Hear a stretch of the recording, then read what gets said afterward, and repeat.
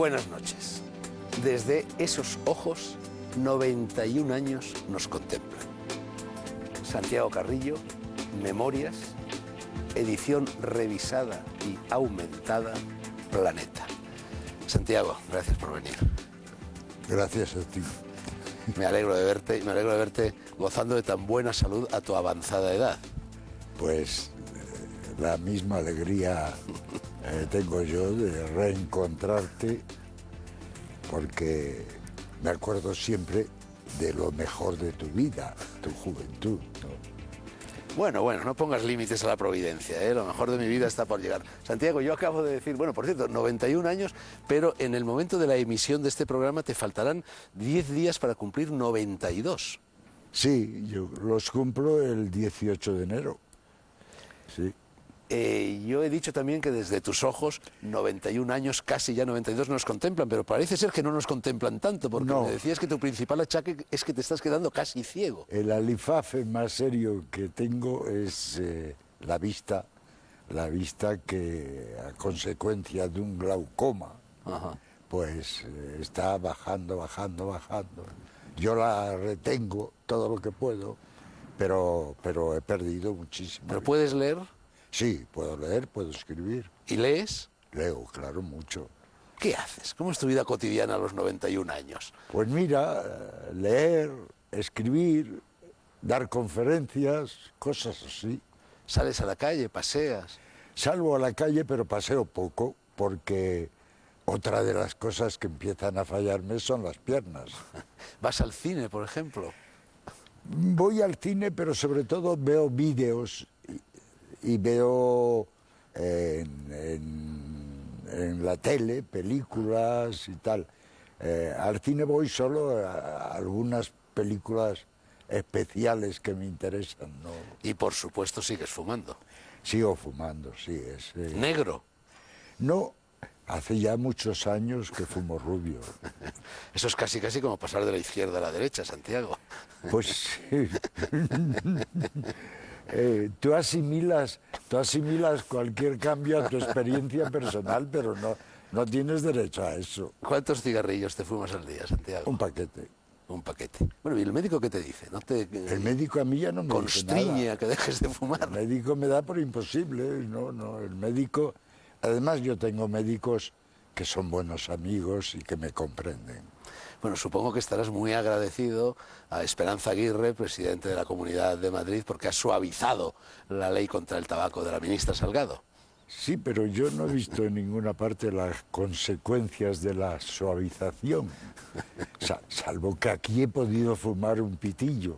Bueno, eso es gracia que te hemos hecho, ¿eh? Que no se entere nadie porque está prohibido. Hay que irse a la cafetería, creo, porque yo no fumo. Santiago, superviviente de la historia de España, testigo de ella y actor en ella. Gafas trifocales las que te has puesto para escribir este libro, ¿no? ¿Con sí. cuál de esos tres adjetivos, superviviente, testigo y actor, te identificas más ahora? Superviviente. Ahora, en este momento, lo que yo me siento es un superviviente. Supongo que se te ha muerto casi todo el mundo, ¿no te quedan casi? Pues sí. Hace 3 días he estado en el entierro de Teresa Azcárate, que en la práctica era una de las pocas personas de mi generación a las que he podido tratar hasta últimamente. Sin embargo, en tus memorias dices, bueno, este libro que ya había salido en 1993, ahora lo has revisado y sobre todo le has añadido una breve introducción y un epílogo pues un poco más largo, ¿no? Y ahí dices que te has reconciliado con muchos de los amigos con los cuales te habías ido peleando. Sí, es verdad. Es verdad porque, mira, cuando llegas a una cierta edad, ¿no?, como la mía, ves a la gente con mucha más tolerancia, con mucha más liberalmente. Y ahora yo tiendo a ver incluso en la gente que ha peleado conmigo en el pasado, tiendo a ver sobre todo las cosas buenas que hicieron, que sin duda fueron muchas, y apreciar esas cosas. y a pasar un poco a segundo término las cosas que a mí me parecen negativas, que ahora ya, pues, ¿qué importancia tienen? ¿Te has reconciliado, por ejemplo, si es que llegaste a pelearte con él, que no lo sé, con Jorge Semprún? Hombre, con Jorge Semprún no me he reconciliado, pero hace ya muchos años escribí una semblanza de él en un libro en la que me refiero a las cosas que yo considero buenas de Semprún. Es decir, incluso a Jorge Semprún, a pesar de que me ha criticado muy duramente, pues ahora cuando pienso en él, veo más las cosas buenas, desde mi punto de vista, que las cosas que hayan podido ser críticas, negativas. Yo creo que la edad la hace a uno más tolerante. ¿Preferías Federico Sánchez a Jorge Semprún? Sí. Yo creo que la época gloriosa de Jorge Semprún es Federico Sánchez. ¿También crees que mi época gloriosa fue aquella? En el Sí, libro, claro. Santiago, en el libro hay incluso una foto tuya, tu familia, Jorge Semprún y la familia de Jorge Semprún. Una foto que seguramente nuestro realizador enseñará mientras hablamos de ella. Una foto borrosa, una foto que se ve mal, pero estabais veraneando juntos en Crimea, creo, ¿no? Es que Semprún y yo hemos tenido mucha amistad y las dos familias hemos veraneado juntos en Crimea, pero además en París nos hemos frecuentado mucho y Semprún me contaba en la época, ya después de la expulsión del partido, me contaba que algunos amigos le acusaban de tener debilidad por mí. No, la relación con Semprún siempre fue muy buena hasta que, en la práctica, hasta que regresamos a España. Caso de que no hubiera fallecido, ¿te habrías podido reconciliar con Lister, que dijo de ti, tú lo dices en el libro, pues cosas terribles, sí, y que luego fue readmitido en el Partido Comunista después de que te expulsaran a ti de él? Sí. Hombre, es muy difícil. En fin, yo veo hoy a Lister y no me acuerdo de las cosas que pudo decir y hacer contra mí, pues llevado de la mano por los dirigentes del PQS de la época, y me acuerdo en cambio de que en la guerra fue un buen jefe militar, ¿no? Tengo aquí un recorte del Mundo del viernes 1 de diciembre de 2006 que se refiere a la presentación de tus memorias en Madrid, y la periodista Isabel Munera, no es frase tuya, es frase de ella, dice: a sus 91 años Carrillo parece no tenerle miedo a ninguna cuestión. ¿Es así? ¿Puedo preguntarte cualquier cosa? Puedes preguntarme cualquier cosa, pero si lo haces con mala leche, te voy a contestar de la misma manera. Por supuesto. Yo no te voy a hacer preguntas con mala leche, Santiago. Tú sabes que yo te tengo aprecio, que yo siento amistad hacia ti, yo a ti, pero a pesar de nuestras divergencias ideológicas. Pero te voy a hacer una entrevista, creo que es mi deber y creo que tú lo apreciarás, te voy a hacer una entrevista profesional. De acuerdo. Partiendo de cosas que en definitiva yo te voy a están en tu libro.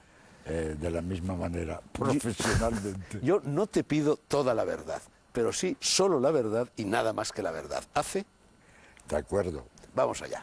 Ante todo, dos observaciones, Santiago. Primera, testigo, sí, he dicho, de la historia de España, pero no siempre ocular.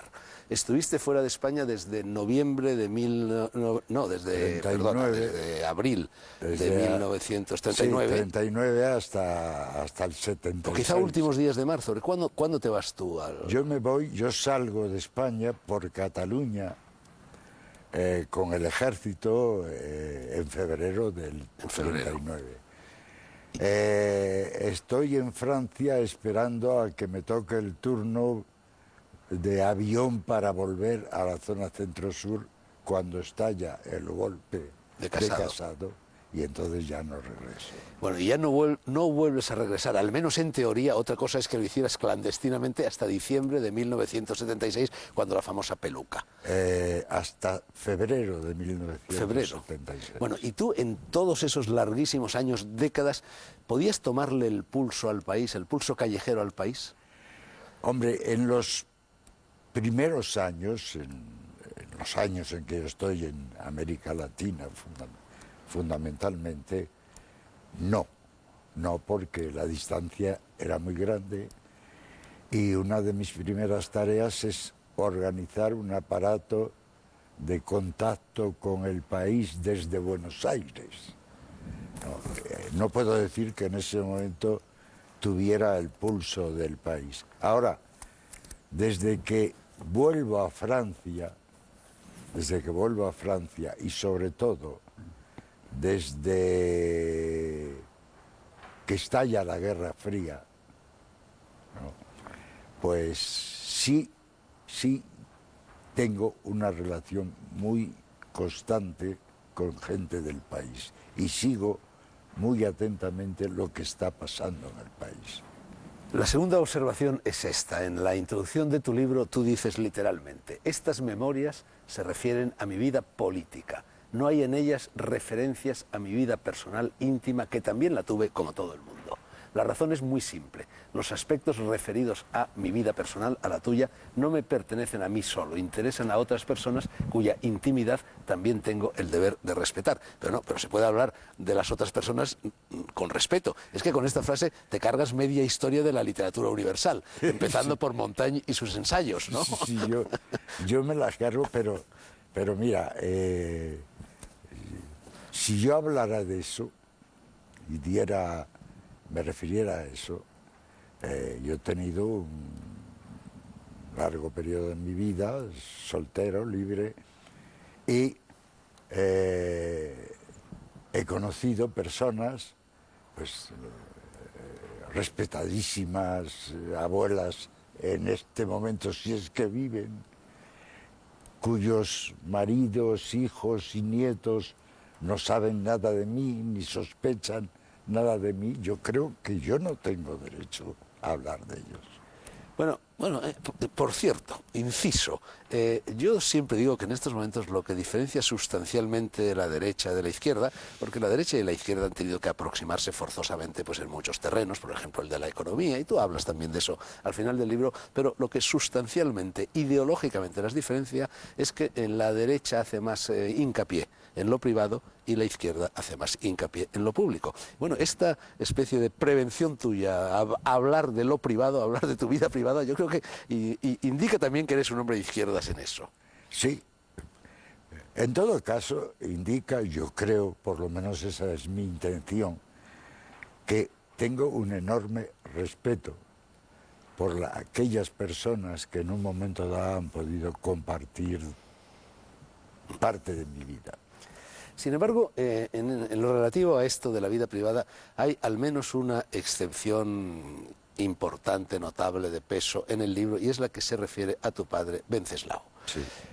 Cuando se produce el golpe de Casado en Madrid, tú escribes una carta que circula ampliamente, una carta que se hace célebre, reprochando a tu padre el hecho de que hubiera apoyado el golpe de Casado.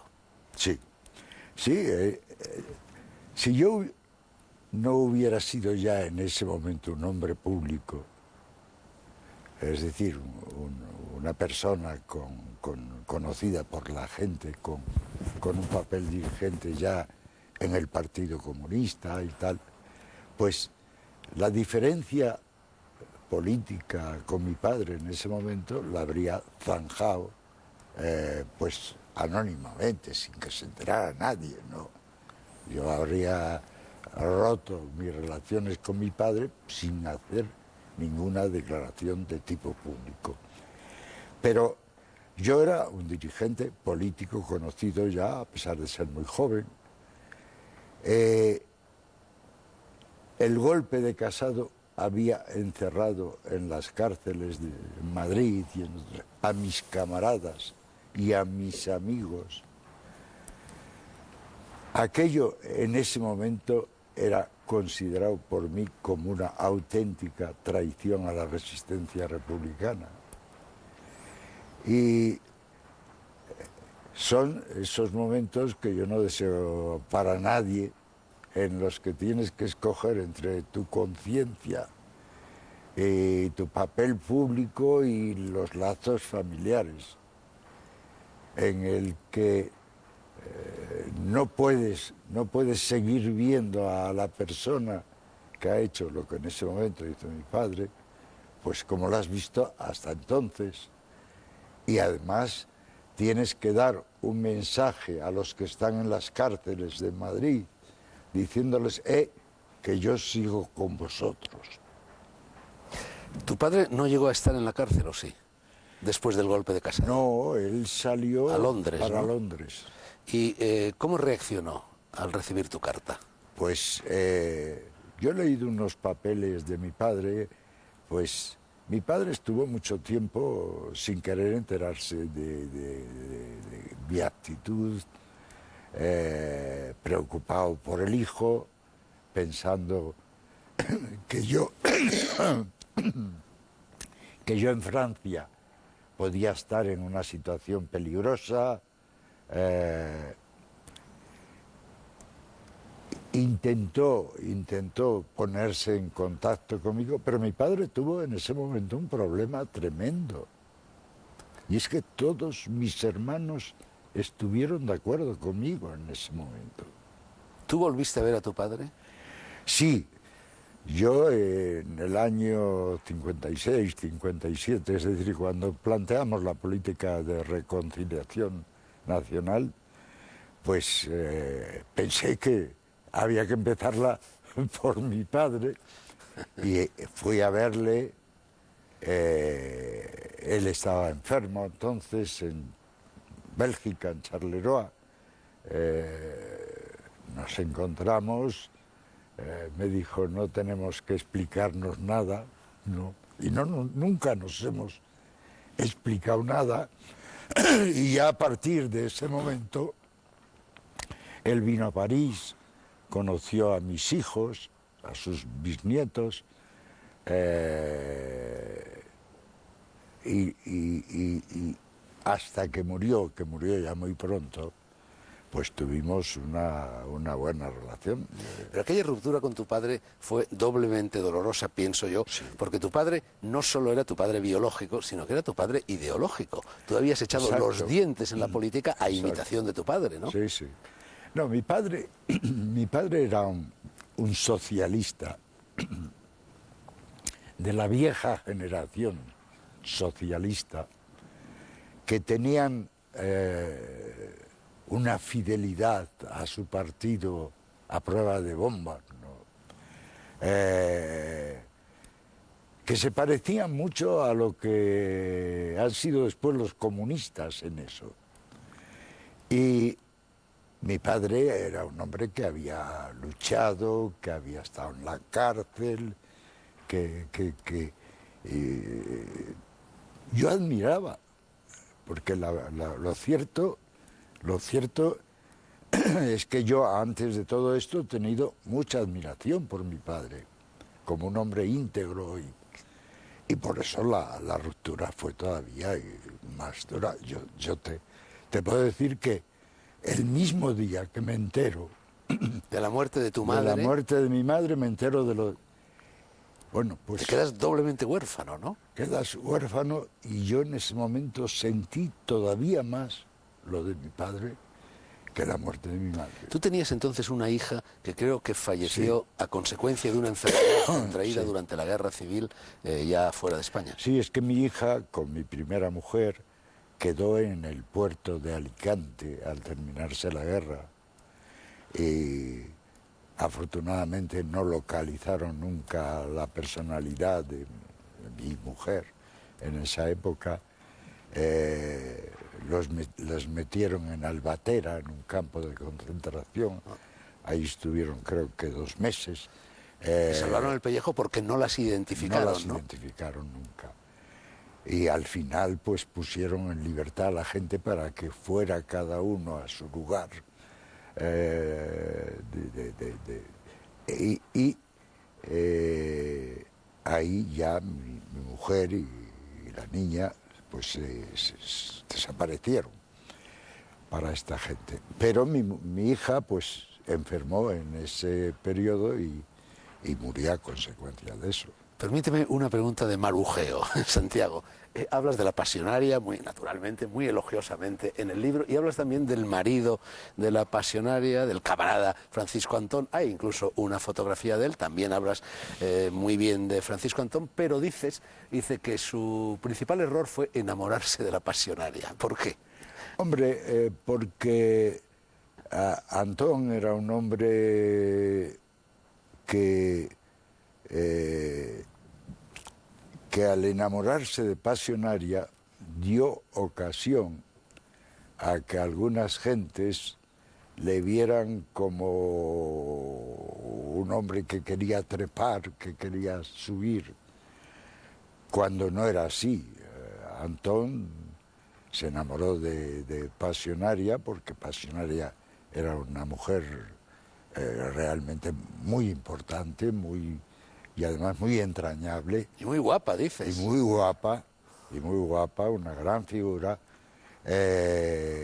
Y no porque él tuviera ninguna intención de utilizar esa relación. Pero fue un error porque eso le costó a Antón en un momento determinado pues salir de la dirección del partido.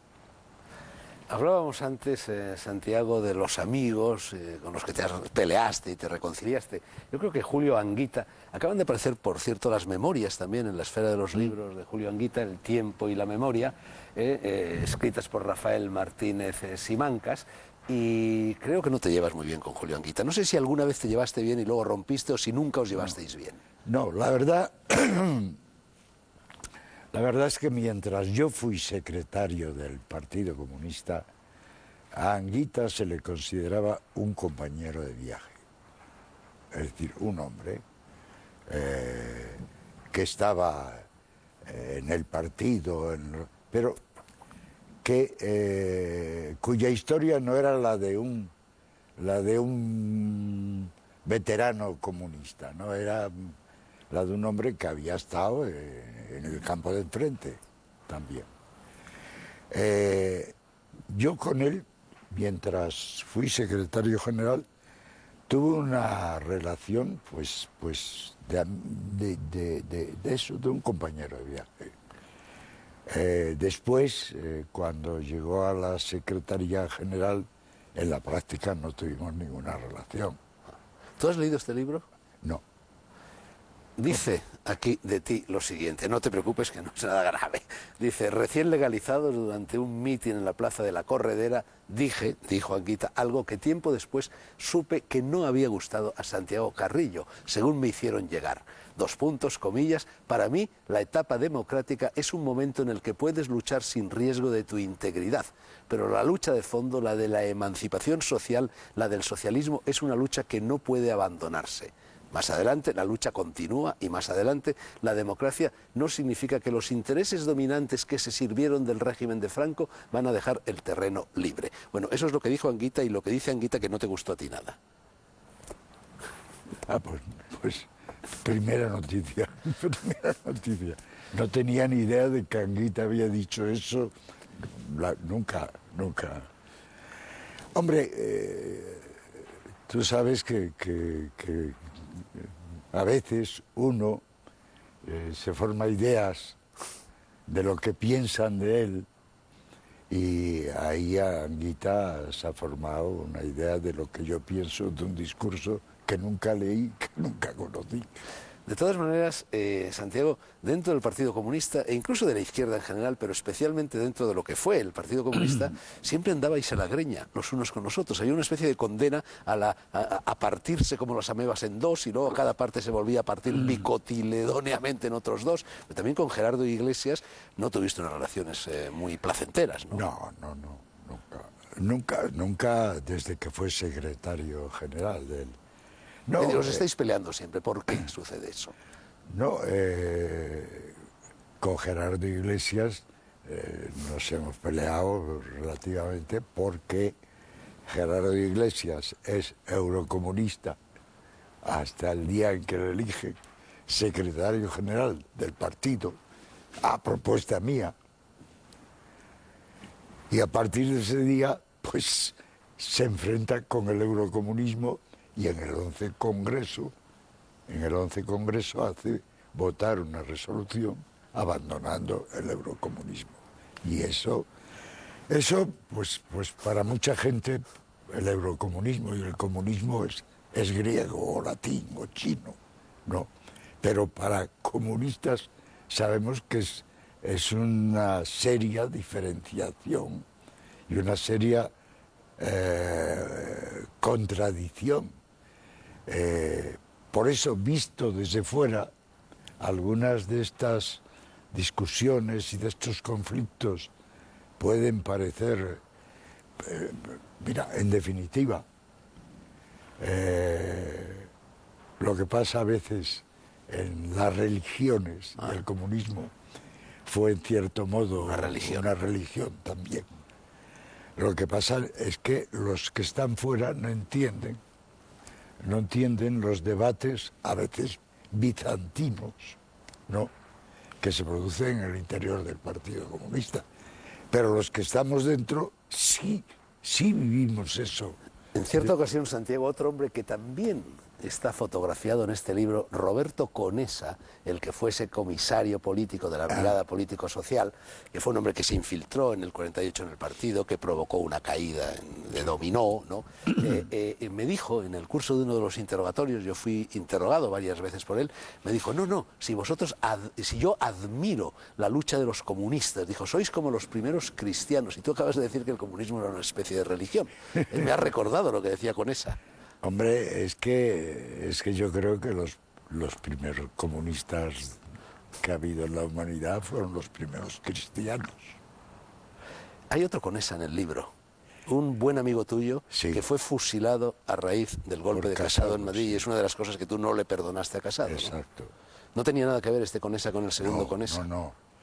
No, el Conesa el policía, no tenía ninguna relación de tipo familiar ni con este. Sin embargo, Roberto Conesa, muerto ya Franco, se convirtió... De la misma manera que este José Luis Carrillo Benítez, que dirige Madrid, no tiene nada que ver conmigo, ¿no? Bueno, quede claro. Sí. Bueno, te decía, Santiago, que Roberto Conesa, no el Conesa fue fusilado en Madrid en el 36, en el 39, perdón, sino el otro Conesa, el de la Brigada Político-Social, llegó a ser, una vez muerto Franco, superagente, así lo llamaban, de la democracia. ¿Así se escribe la historia? Mira, yo creo que Martín Villa designó, siendo ministro de Interior, a Conesa jefe superior de policía, me parece que era, porque Martín Villa, que es un hombre de mucho olfato, debió de pensar que el secuestro de Oriol y de Villaescusa, en aquellos días uno de los temas más agudos, eran en parte obra de Conesa. Conesa manipulaba al Grapo. Ahora los agentes suyos en el Grapo escriben libros sobre historia, ¿no? Y el día que Martín Villa nombra a Conesa, un mes después del secuestro, a la media hora, Oriol y Villaescusa estaban liberados. Por lo menos eso demuestra que Martín Villa tuvo olfato y encontró la manera más directa de resolver el problema de los secuestros. Eran los dos, Martín Villa y Roberto Conesa, hombres astutos, ¿eh? Seguro. Ahora, Martín Villa tiene mis respetos. Y los míos, por supuesto, es buen amigo. Santiago, no sé lo que piensas de la publicidad. ¿Es el nuevo opio del pueblo? No digo la publicidad política, ¿eh? Hablo de la que ahora se nos viene encima. Es una forma de introducir los anuncios. Evidentemente es una forma de condicionar la vida y la actitud de la gente, ¿no? la publicidad es algo que te invade y que te lleva pues y no solo la publicidad, ya reflejos condicionados. Tú fíjate, en cuanto se han encendido en Madrid las bombillas, estas bombillas instaladas en las calles para iluminarlas, ha empezado la gente a comprar como locos. Ya es un reflejo condicionado. Las bombillas indican que estás en Navidad y si estás en Navidad pues tienes que gastar el dinero en turrones, en regalos, en tal. La publicidad y todo lo que ayuda a cautivar el espíritu de la gente y a orientarle en uno u otro sentido son una forma de opio, sin duda. Sin embargo, reconocerás seguramente, Santiago, que sobre todo en la época de Stalin, los comunistas, acaudillados por la Unión Soviética, fueron maestros en algo muy parecido a la publicidad, el arte de la agitación y propaganda. ¿Era algo parecido? ¿Serviría lo que acabas de decir para aquello también? Hombre, sí, formalmente puede ser que se pareciera. Lo que pasa es que en ese periodo de nacimiento y del comienzo del desarrollo del movimiento comunista, hay también en las técnicas cambios muy importantes, ¿no? En el cine, en los carteles, eso coincide con cambios técnicos importantes que son utilizados en la labor política, y efectivamente el movimiento comunista tuvo artistas muy buenos que hacían excelentes carteles, y los utilizó. Y que nos convencieron a intelectuales ingenuos y jovencitos como yo lo era, de que Stalin era un padrecito. Eso ha debido de pasar, ¿no? Ahora, lo que no creo tanto es en tu ingenuidad. A los 18 años, Santiago. Incluso cuando eras jovencito. Bueno, un poquito de agitación y propaganda en los anuncios.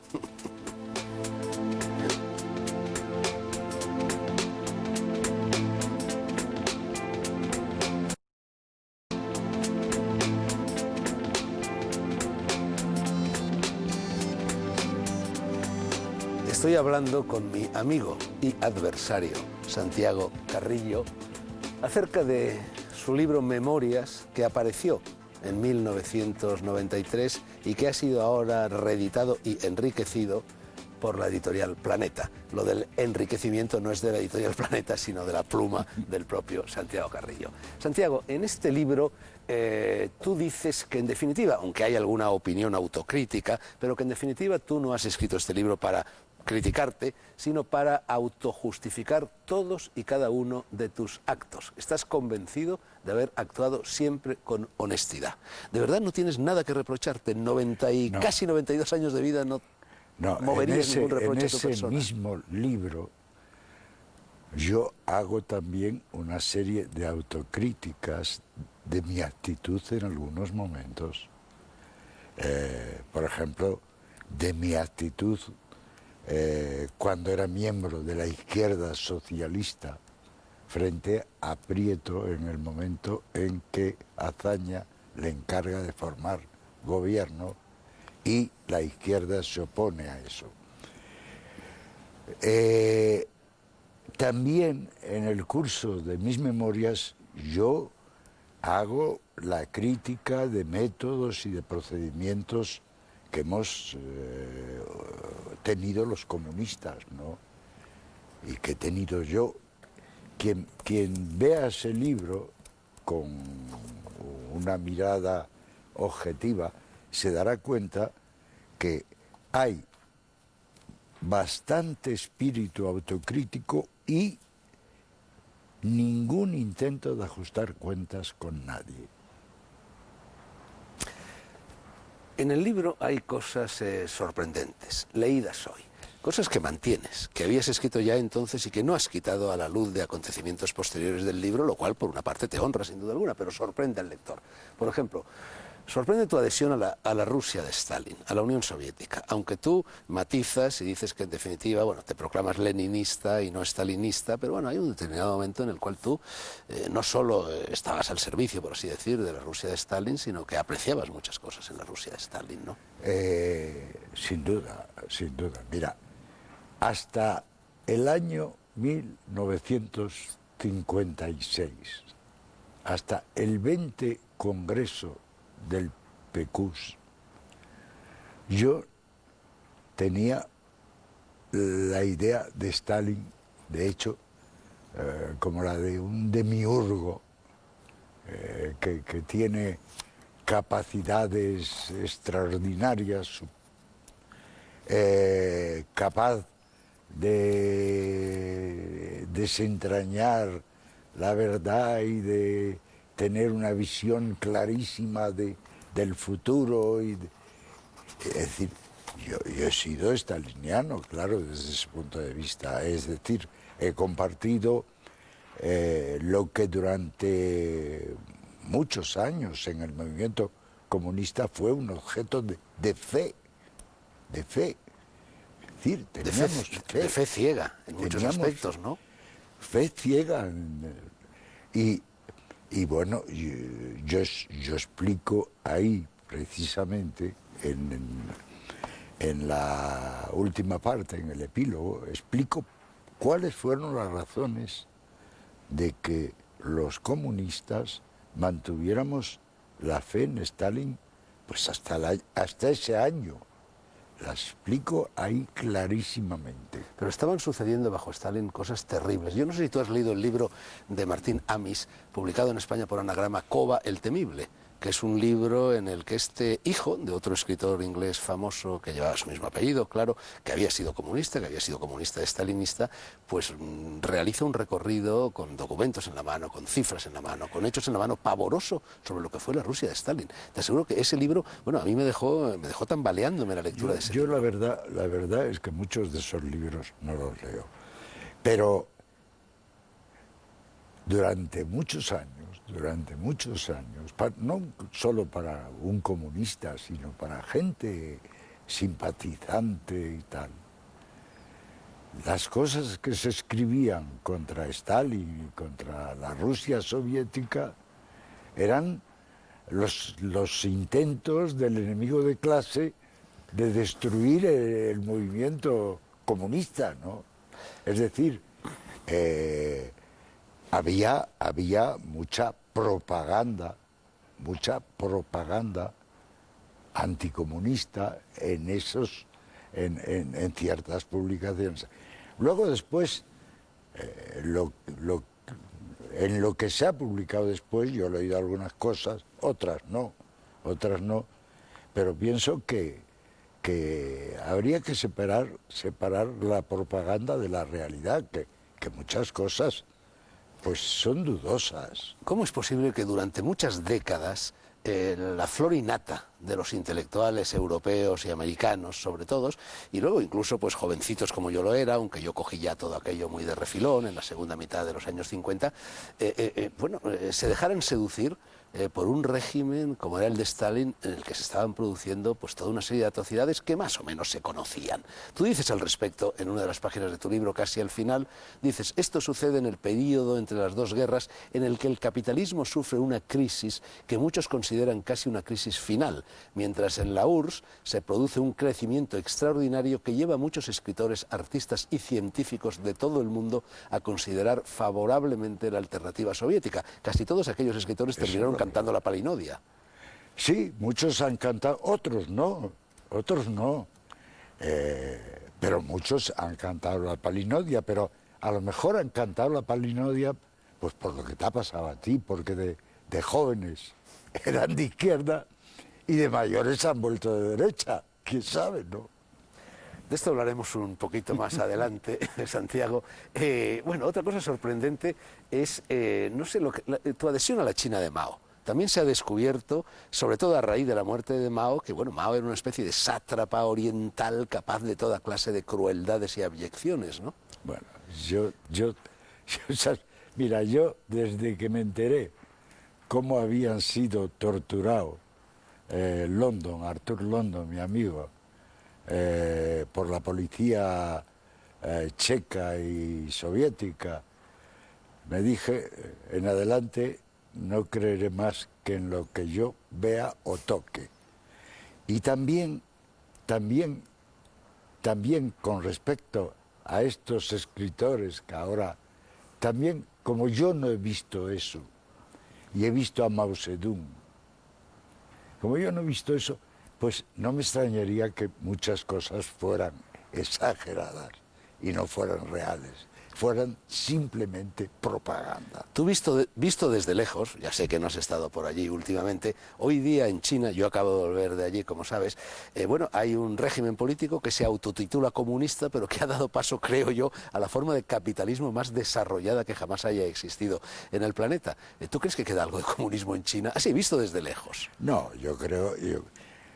Mira, la de China es una experiencia que en realidad Lenin propuso también hacer en los primeros tiempos de la Unión Soviética, cuando se comprobó que ningún país desarrollado seguía el camino de Rusia.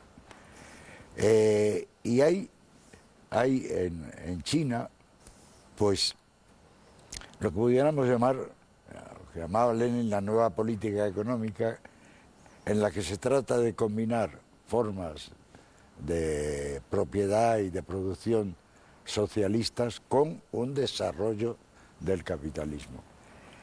En todo caso, los comunistas chinos consiguieron algo muy importante, que China, la enorme China, con una población tremenda, empezara a ser un Estado unido, organizado, y desaparecieran las concesiones, aquellas célebres concesiones extranjeras, los señores de la guerra que se habían repartido China, y los comunistas chinos han conseguido un desarrollo de ese país, un desarrollo fundamentalmente capitalista, de acuerdo, pero un desarrollo de ese país que le está convirtiendo en una de las grandes potencias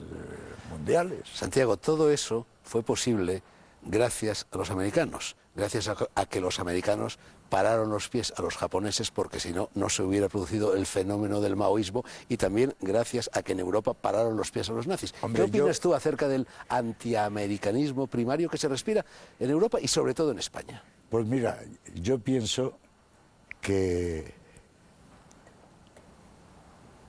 decir que lo que ha hecho Mao Zedong y los comunistas en China es gracias a los americanos. No, gracias a que pararon los pies a los japoneses, si no Mao Zedong no hubiera entrado en Pekín triunfador. Es que los americanos no fueron los que pararon los pies a los japoneses en China. No, en China no, pero en el conjunto de lo que iba a ser Imperio Nipón. Bueno, mira, los japoneses se beneficiaron en la primera fase, la conquista de Manchuria y la invasión de China, de la política de Estados Unidos y de las potencias democráticas, que hizo en Asia lo mismo que en Europa, recular y hacer concesiones al eje para desviar su agresividad contra la Unión Soviética. Así entregaron al eje Austria, Checoslovaquia, la República Española y Manchuria. Bueno, pero eso no fueron los americanos. Eso fueron los ingleses, los franceses. En América fueron los americanos. En Asia fueron los americanos. En Europa no. En Europa China, no. Fueron los americanos.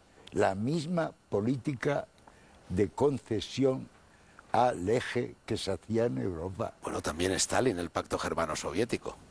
Pero claro, el pacto germano-soviético se hace a raíz de una reunión de los de representantes del Estado Mayor anglo-francés con el mariscal Voroshilov y el Estado Mayor soviético, en la que a finales de agosto se pone en claro que los anglo-franceses no están dispuestos a hacer una alianza militar con Rusia. Y eso te lo explica en sus memorias un hombre que fue jefe, un general que fue jefe del Estado Mayor francés y que estuvo formando parte de la delegación anglo-francesa en agosto del 39 en Rusia. Te explica cómo fueron allí sin ningún poder para hacer una alianza. Y entonces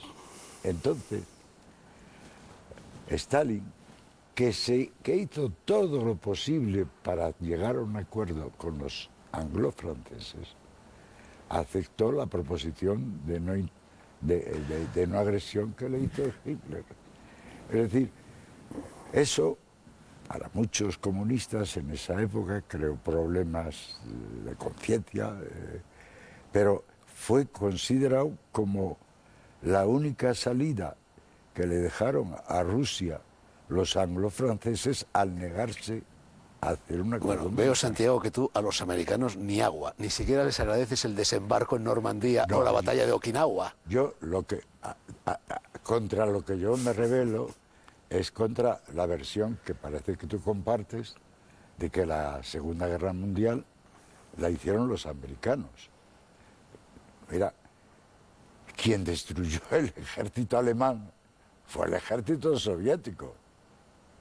El ejército rojo de la Unión en uno de los Soviética. Dos grandes frentes abiertos. ¿Cómo en uno? No en el otro. En el fundamental. Stalingrado, Kursk, las grandes batallas en las que el ejército alemán queda desmantelado son mantenidas por el ejército rojo, no le demos vueltas. Dejemos esto, Santiago. Y el segundo frente se abre cuando los aliados se dan cuenta de que si no abren el segundo frente, el ejército soviético llega a París. Santiago, al sesgo, se me ha venido ahora a la cabeza. Bueno, tú hablas de la pasionaria, ya lo hemos dicho, y por supuesto mencionas también el famoso grito de la pasionaria, del no pasarán, que fue el que aglutinó la defensa de Madrid. ¿Tú sabías que el grito de no pasarán fue inventado por Petén en Verdún? Sí. También así se escribe la historia, Lo ¿no? sabía, lo he sabido después, pero en el momento en que Pasionaria lanza, hay que reconocer que quien lo haya lanzado el primero tuvo Sí, sin duda. acierto. Es un lema. ¿Pero tú crees que la Pasionaria lo sabía? ¿Que había sido Petén o simplemente se le ocurre por su cuenta? No, eso yo lo sabía que había sido Petén, que era una consigna francesa, ¿no? Bueno, ¿tú sigues considerándote hoy leninista? En parte sí. Yo creo que, mira,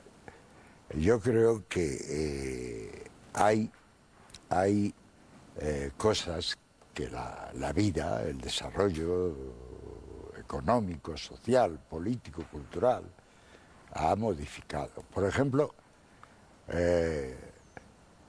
la idea de una revolución proletaria en la que la clase obrera conquista el poder por la fuerza, se emancipa y a su vez emancipa a toda la sociedad, que es una idea del leninismo y del marxismo también.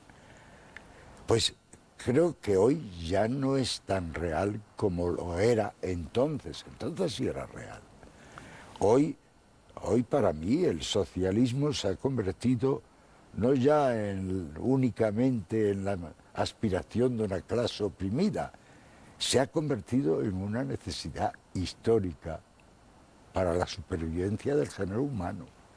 Y hoy pienso que muchas gentes que en otros tiempos podían considerarse hasta de derecha, pueden llegar a aceptar la idea de soluciones de tipo socialista por ese carácter de necesidad histórica que tienen hoy. Lenin dijo que la mentira puede ser un arma revolucionaria. Stalin y Mao evidentemente aprendieron aquella lección. ¿Qué opinas tú de esa frase? Que yo no he leído ¿Tú nunca. recurriste en tu lucha revolucionaria alguna vez a ese arma revolucionaria? Pero yo es que no, yo que me he leído las obras completas de Lenin, que son muchos tomos, Sí. yo no he encontrado esa frase por ningún lado. Bueno, yo tampoco, ¿eh? También hablo de oídas, no me he leído como tú las obras completas de No he Lenin. encontrado esa frase por ningún lado. Y además dudo mucho de que la haya dicho. Pero también, Porque es perdona. absurdo. También defiendes en este libro la Cuba de Fidel. ¿Qué crees que va a pasar ahora, cuando se muera Fidel, que supongo que va a ser pronto? Mira, yo creo sinceramente que los cubanos, si desaparece el bloqueo cubano, el bloqueo americano a Cuba,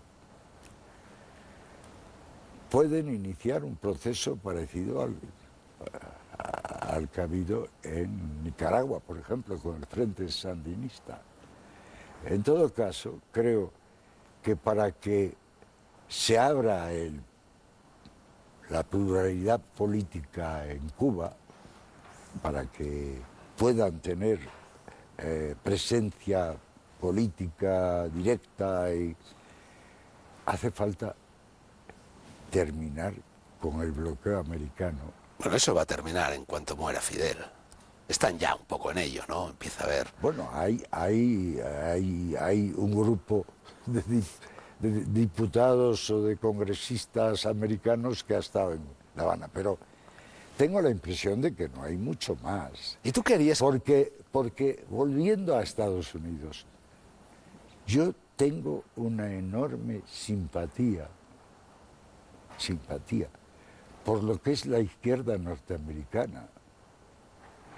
Y tengo una enorme simpatía por ese pueblo que, a pesar de la propaganda, de la utilización de los medios más potentes para embrutecerle, hacerle tragar la guerra en Irak, ha sido capaz de votar contra la política de Bush en las últimas elecciones. Y eso me hace pensar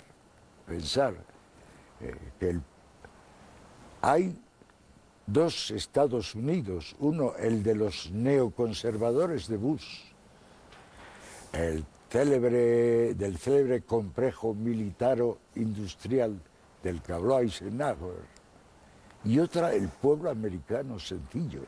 Los dos Estados Unidos, las dos Españas. Y los intelectuales, una gran parte de los intelectuales norteamericanos. Yo creo que hay efectivamente dos cosas que son muy distintas. Santiago, cuando muera Fidel va a plantearse un problema en Cuba y yo quiero que me des tu opinión como comunista o como socialista o como hombre de izquierda sobre él. El problema va a ser que hay toda una serie de propiedades, en muchos casos viviendas, casas, que tienen legítimos propietarios que están en Miami, que van a regresar y que se van a encontrar con el hecho irreversible, en cierto modo, de que esas casas han sido poseídas y ocupadas pues por otras personas durante muchas décadas. ¿Tú cómo resolverías ese problema si fueras jefe del gobierno posterior a Fidel Castro? Oye, mira, yo estoy muy viejo. Es un problema peliagudo, ¿no? Estoy muy viejo para plantearme problemas que no voy a tener que resolver yo y que son muy difíciles. Pues no sé cómo los resolverán ellos, ya veremos cómo los resuelven. La propiedad es un derecho. Yo no me lo planteo. La propiedad es un derecho.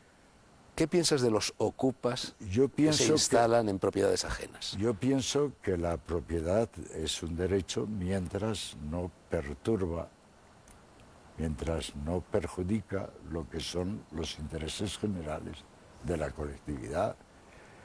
Por ejemplo, el señor o la señora que posee 10 pisos y que los tiene como una inversión de su capital y que está especulando con ellos si no los alquila, mientras hay personas que no tienen dónde vivir, yo creo que en ese caso la propiedad no es Pero a lo mejor los ha ganado con el sudor de su frente, no los ha heredado.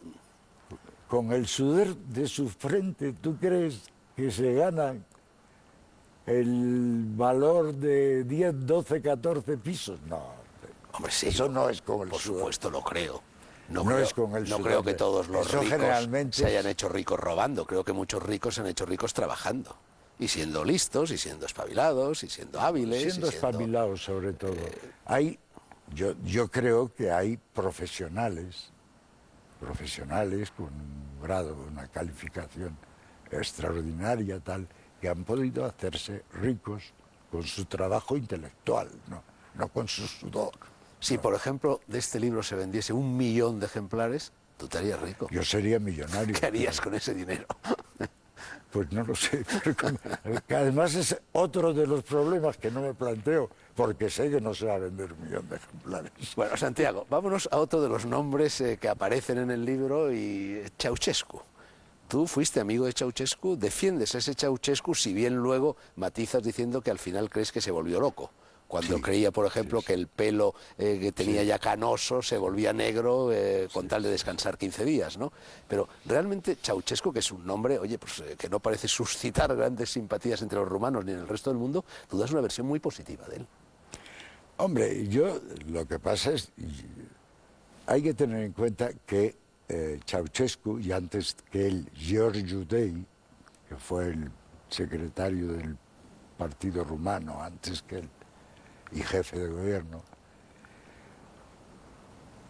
nos dieron a los comunistas españoles la posibilidad de tener Radio España independiente, la pirenaica. Bueno, entonces es gratitud por tu parte, pero... Hombre, era un instrumento político que nos daba pues muchos puntos.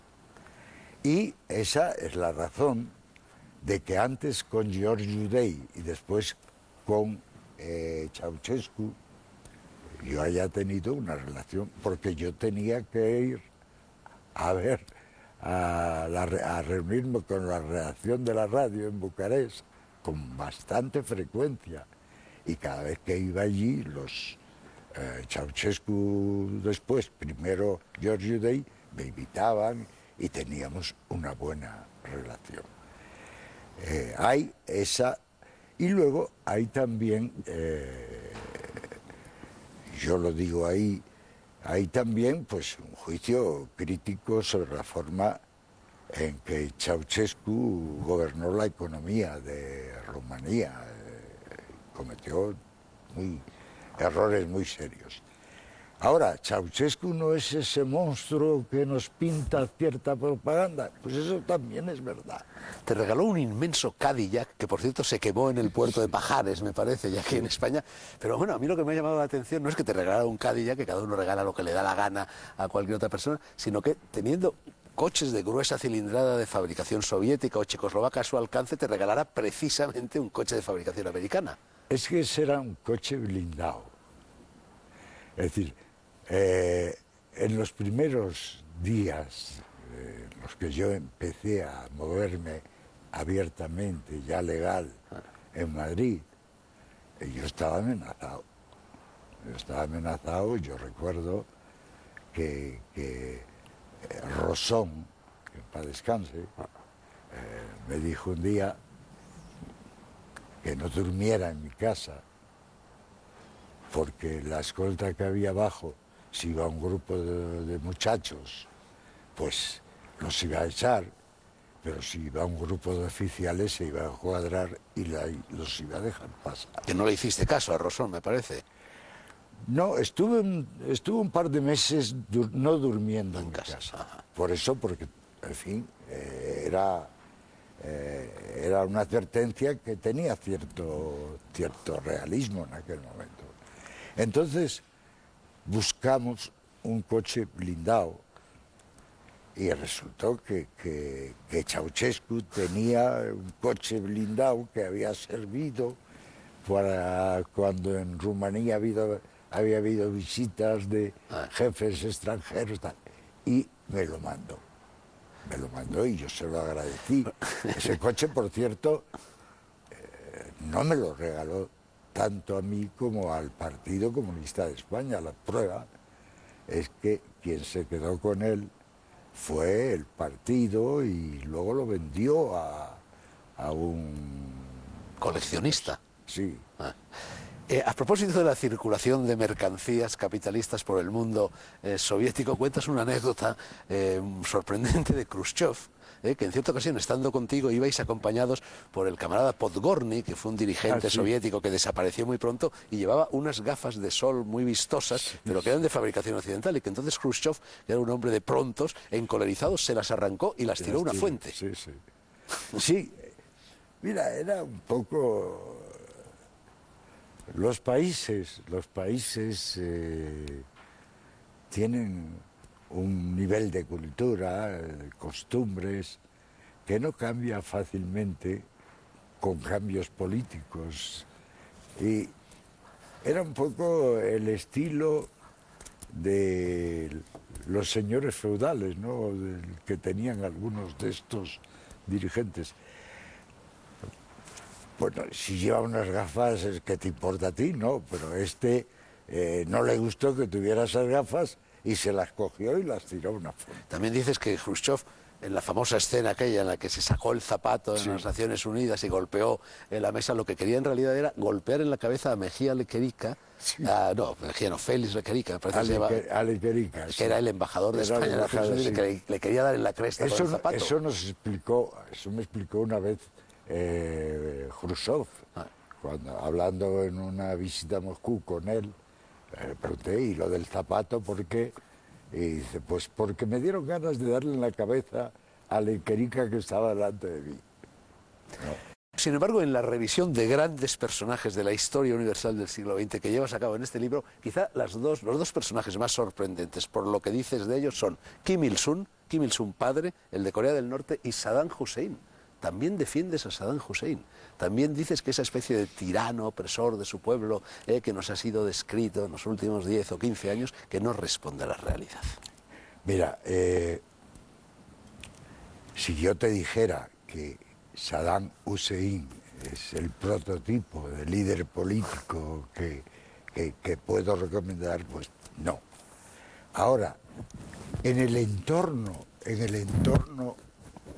de Irak, se me ha caído esto. Abróchatelo ahí en la solapa.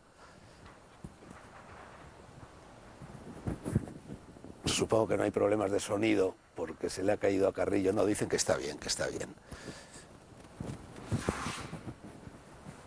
En el entorno geográfico, político, en que se desenvuelve Saddam, en que se desenvuelve Irak, el entorno en el que está Pakistán, está Arabia Saudí, está Irán, está... En la época en que yo he conocido a Saddam Hussein es el gobernante más avanzado de toda esa región. Es decir, es un hombre cuyo partido, el Baas, es laico, en el que conviven diferentes religiones. Es un hombre que ha creado un nivel de bienestar social desconocido en su entorno. Y es un hombre que tiene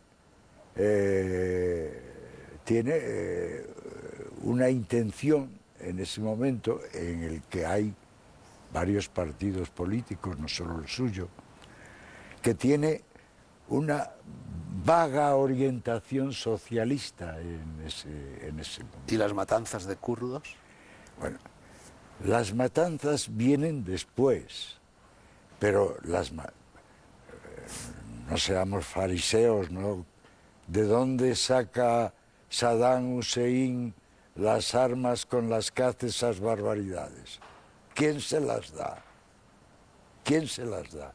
¿Quién le dice 24 horas antes de invadir Kuwait que Estados Unidos no tiene ningún compromiso para defender Kuwait? Pues lo dice Sí, la Santiago, embajada americana. de acuerdo. no seamos fariseos. Yo en cierta ocasión recorrí con el Frente Polisario en los campamentos en Argelia el museo de armas capturadas al enemigo, es decir, a Marruecos. Y me quedé muy impresionado porque allí había armas procedentes de todos los lugares de la tierra, de países democráticos y de países no democráticos, desde Australia hasta la península ibérica, que entonces había ya un gobierno democrático. Así que bueno, eso es comercio, lo de las armas. Por supuesto que hay armas americanas allí, pero hay armas de todas partes. También soviéticas, sin duda. Hay armas rusas. Mira, es evidente que en la guerra contra Irán, Saddam Hussein está apoyado por Occidente y por Estados Unidos. Bueno, aquí hablaba de Kim Il-sung. Aquí hay algo, Santiago, que en mi opinión no es cierto. Te equivocas, no es que sea una mentira, te equivocas. Hablas de Corea y dices, eran los sudistas los que habían tenido que construir un muro para impedir la deserción de sus moradores hacia el norte. Yo vi desde el punto fronterizo de Panmunjom con unos prismáticos ese muro construido por los norteamericanos del que la prensa internacional no ha hablado prácticamente nunca. Bueno, yo estuve en Panmunjom. Yo estuve en Panmunjom en 1968 y estuve enviado por un periódico. Y en primer lugar, sí hablaba la prensa internacional de ese muro. Yo no sé cuándo estuviste tú, pero realmente no estoy de acuerdo en que el muro fuera para impedir que los del sur fueran hacia el norte, sino para impedir que los del norte vinieran hacia el sur. Ahí te equivocas. Ahí te equivocas. Mira. Bueno, mira cómo está Corea del Norte hoy y cómo está Corea del Sur. Escucha, en esa época... ¿De qué año estuviste tú allí? La primera vez que yo voy a Corea es en el 70 o 71, no recuerdo ahora exactamente, del siglo pasado. Y yo voy a Panmunjom, pero no solamente voy a Panmunjom, mira, en Japón había una emigración coreana, no del norte, del sur. Pero muy anterior. Era una migración coreana que se arrastraba durante todo el siglo XX. Exacto. Y también posterior. También posterior, sí. Bueno, esa emigración coreana en Japón era una de las fuentes financieras de Kim Il-sung. Estaba con él. Y es verdad que Kim Il-sung en ese momento tenía una situación de superioridad sobre el sur, sin ningún género de duda. Y mucha gente venía al norte. Y Kim Il-sung en ese momento ofrece al sur la posibilidad de que los pescadores de Corea del Sur, que son sorprendidos por la tormenta, vayan a los puertos del norte y se refugien en los puertos del norte. Bueno, vamos a dejar Corea, que nos pilla muy lejos, y vamos a hablar de España un poco, Santiago. Vale. Pero yo te voy a decir una última cosa, y te lo voy a decir como hombre honrado que creo que soy. Es verdad que en 1968, cuando yo recorrí, no Corea del Norte, no pude entrar, pero sí muy a fondo toda Corea del Sur, en aquel momento, en el 68, Corea del Sur era como África, como el África negra. Había 20 kilómetros de carreteras asfaltadas y todos los pueblos, quitando Pusan, quitando Seúl, 2 o 3 grandes ciudades, todo lo demás eran prácticamente chozas de bálago. Es decir, había un retraso económico impresionante. Pero también es verdad que en estos momentos Corea del Sur, bueno, hay una prosperidad extraordinaria, y en cambio Corea del Norte se ha quedado absolutamente anclada en hambrunas, en fin, hay problemas incluso de alimentación de la población. Esto sabes que es verdad.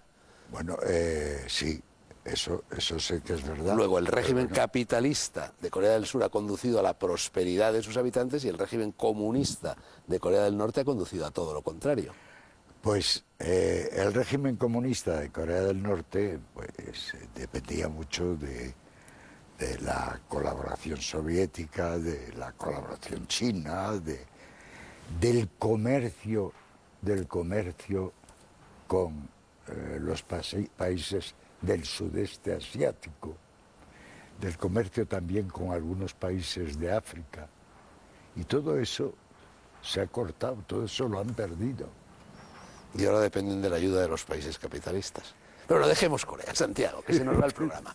Vamos a venir a España. Tú tienes la iniciativa. España. Tú conociste a este hombre, mi padre.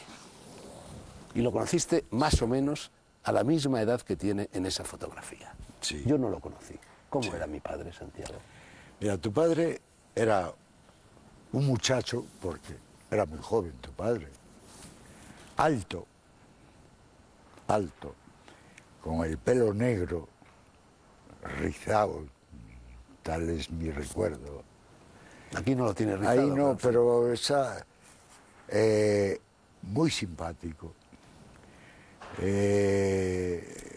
con un prestigio ya entre los periodistas a pesar de ser muy joven. Yo he tenido con él poca relación. Él era mayor que yo y yo era un crío en ese momento, pero he tenido con él poco trato, un trato con un hombre muy cordial, muy juvenil, muy simpático, que desde luego no merecía morir como murió, ¿no? En la portada de este libro mío, en el que, como sabes, yo evoco pues todo el asesinato de mi padre, que fue efectivamente asesinado en Burgos al comienzo de la Guerra Civil, hay otra fotografía, además de la fotografía de mi padre. A mi padre lo mataron los falangistas. A la otra persona que aparece aquí, un poco de costadillo, y que se llamaba José Antonio Primo de Rivera, lo mataron, los del otro bando, como sabes, en Alicante. Lo que yo te pregunto, de la misma manera que mi padre fue asesinado por los unos en Burgos, ¿crees que el otro, en este caso José Antonio, pero hay otros muchos nombres en los dos bandos que se podrían escribir, fue también asesinado? Pues mira, yo creo que son dos cosas no comparables. ¿Por qué? Porque tu padre, era un periodista, sin un compromiso político serio, un profesional que, bueno, o era hazañista o era maurista, pero, en fin, muy vagamente también, ¿no? Mientras que José Antonio, personalmente a esta altura histórica yo miro con respeto, José Antonio era el jefe de un partido político que hacía terrorismo, que quería derribar la República, que había hecho un compromiso con Mussolini para derribar la República y que tuvo la desgracia de caer en la cárcel en el territorio de la República y de ser juzgado como jefe de uno de los partidos políticos que además en ese momento y en el campo franquista aparecía como el único partido. Pero muchos de los prohombres republicanos, entre ellos Indalecio Prieto o Azaña, por ejemplo, hubo muchos más, condenaron, intentaron salvar a José Antonio. Mira, si Prieto y si Azaña hubieran querido salvar a José Antonio... Por eso hay documentos, que están además en los archivos del Partido Si hubieran Socialista, de la querido Fundación salvar a Pablo Iglesias. Lo hubieran salvado. ¿O no? Sí. Porque fueron los anarquistas, parece ser, determinantes en aquella decisión. Los que le juzgaron, pero mira, no se puede comparar en ningún momento, un proceso contra el jefe político del partido que está enfrentándose con las armas en la mano al gobierno de la República, con el caso de un periodista que vagamente politizado, pero que no ha hecho nada. Bueno, los puntos de contacto pueden ser que mi padre, que era en realidad un hombre de derechas, vagamente de derechas, pero de derechas lo mata a la derecha, y José Antonio, que como se demuestra en su testamento, podía ser incluso considerado, hoy lo consideraríamos así, un hombre de izquierdas, reforma agraria, Estado obrero, gobierno con Ortega y Gasset, Indalecio Prieto, Gregorio Marañón, etcétera, e incluso nacionalización de la banca, podía ser considerado un hombre de izquierdas. Y luego los dos jóvenes y los dos muertos en la retaguardia, no en las trincheras. quieras. Esos son los puntos de convergencia, ¿no? Pero José Antonio muere después de un proceso. Bueno, un proceso sin ninguna garantía Muere porque judicial. es el jefe del partido que está en guerra con la República. Y tu padre no tiene nada que ver con eso. No. Hace falta hacer una cantidad de saltos mortales para comparar los dos casos que tú puedes hacer porque eres muy inteligente y muy... Santiago, nunca mejor dicho, saltos mortales fueron aquellos, por desgracia para todos. Bueno, yo, Santiago, en fin, llego al terreno más resbaladizo de esta conversación. Yo no quiero preguntarte por Paracuellos, porque sé que, en primer lugar, todo lo que tú tienes que decir sobre Paracuellos ya lo has dicho y lo has dicho 1000 veces y probablemente todas las personas que en estos momentos nos están escuchando te lo han oído decir. Pero por otra parte, comprende que no puedo no mencionar el nombre de Paracuellos en esta entrevista. Entonces yo quiero hacerte unas cuantas preguntas pues, un poco sesgadas sobre Paracuellos, ¿no? Para que dirimas o no dirimas tus responsabilidades en todo aquel asunto. Tú reconoces que desde el punto de vista de quienes te echan en cara lo de Paracuellos, es difícil creer que tú no lo supieras porque tú eras miembro de la Junta de Defensa Nacional y consejero de Orden Público. ¿Comprendes que es difícil que estas personas no te crean cuando tú dices que no lo sabías? Mira, hay personas cuyos familiares murieron en Paracuellos que están convencidas de que yo no tuve nada que ver con eso. Las hay. Hay otras que piensan, y yo creo que algunas de ellas pueden pensarlo con toda honestidad, que siendo yo consejero de Orden Público, tengo que tener alguna responsabilidad. Y hay otras, justamente los continuadores del partido que fue protagonista de toda la represión antirrepublicana en la España de Franco, que utilizan eso como un arma política contra mí. Hay de todo, hay de todo. Yo he contestado ya a eso. Mira, tú me preguntas, ya me duelen los calcaños de contestar a esa pregunta. Lo sé y lo entiendo, Santiago. Porque hace 4 días El País publicó una entrevista de Juan Cruz en la que se explica eso. En mi libro explico eso. Otras, en conversaciones contigo también hemos hablado de eso. No es la primera vez que me lo preguntas. Verdades. Al que quiera, honestamente, sin ningún prejuicio político, saber la verdad, yo le aconsejo que lea mis memorias.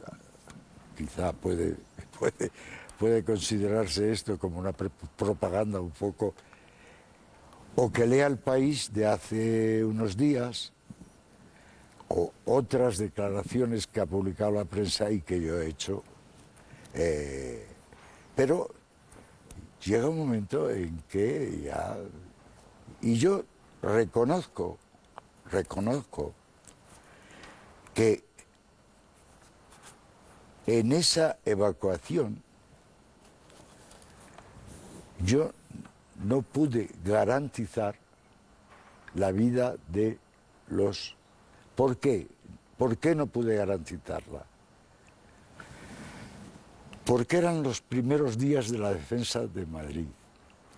Porque no había un aparato de policía en ese momento. Porque la única posibilidad era utilizar las milicias de retaguardia en eso.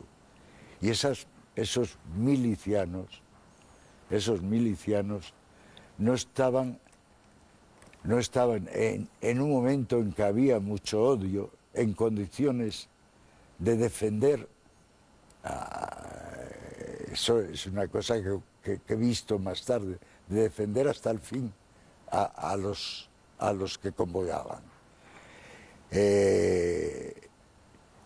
Bueno, pero ¿por qué no tenía yo eso? Pues porque el levantamiento destruyó el aparato de Estado republicano, porque en Madrid el 7 de noviembre lo que teníamos eran unas milicias que venían desmoralizadas desde el Toledo y desde Extremadura, porque no teníamos soldados para cubrir las bocacalles por donde podían entrar en Madrid, y porque en ese momento el imperativo fundamental para mí era defender Madrid. Tú dijiste que Madrid tenía que ser defendido, y incluso aunque solo quedaran dos piedras, unas sobre otras, y un solo miliciano con un solo fusil. Si tú hubieras sabido aquello dentro de este contexto de que había que defender Madrid a cualquier precio y que eso era lo más importante, ¿tú hubieras evitado lo de Paracuellos, caso de haberlo sabido? Si lo hubiera sabido, hubiera querido evitarlo, pero no sé cómo lo hubiera podido evitar en aquel momento. No habrías podido, caso de querer no habrías podido evitarlo. Yo creo que no, ni siquiera estoy seguro de haber podido, porque es que nadie se imagina lo que es que te digan: usted es el responsable del orden público. Pero usted no tiene nada. Tú dices aquí, Santiago, que tú te enteraste de lo de Paracuellos porque un diplomático finlandés, dices, no era finlandés, en realidad, bueno, era un alemán que era cónsul de Noruega. Eso es, bueno, sí. Pero es una equivocación sin importancia, que fue él el que te lo dijo. El que me lo dijo. Bueno, curiosamente, ese libro que tú no conocías, No. Que porque no había sido traducido, entre otras cosas, al español, vamos, esa persona había escrito un libro que es este: Matanzas en el Madrid republicano, presos, checas, Paracuellos, publicado por Altera y firmado por este hombre, Felix Schleyer, que creo que era nazi, tú me has dicho que era nazi, sí, es un nazi pero alemán. que en cualquier caso salvó, parece ser, a 1000 personas que se habían refugiado en aquel Madrid de la defensa republicana en Él la tenía embajada en la noruega. embajada de Finlandia. En la embajada de Finlandia tenía 700, 800 1000 habla personas. aquí, pero bueno, 700, 800 o 1000 poco importa. Es igual, sí. Bueno, tú dices que tú le explicaste a él que no sabías nada de lo de Paracuellos. Sí. Eso dices en tu libro. Sin embargo, él en el suyo dice esto que yo te voy a leer. Dicha autoridad se llamaba Santiago Carrillo. Tuvimos con él una conversación muy larga en la que recibimos toda clase de promesas de buena voluntad y de intenciones humanitarias respecto a la protección de los presos y el cese de la actividad asesina. Pero la impresión final que sacamos de la entrevista fue de una total inseguridad y falta de sinceridad. Le dije lo que acababa de oír en la Moncloa y le pedí explicaciones.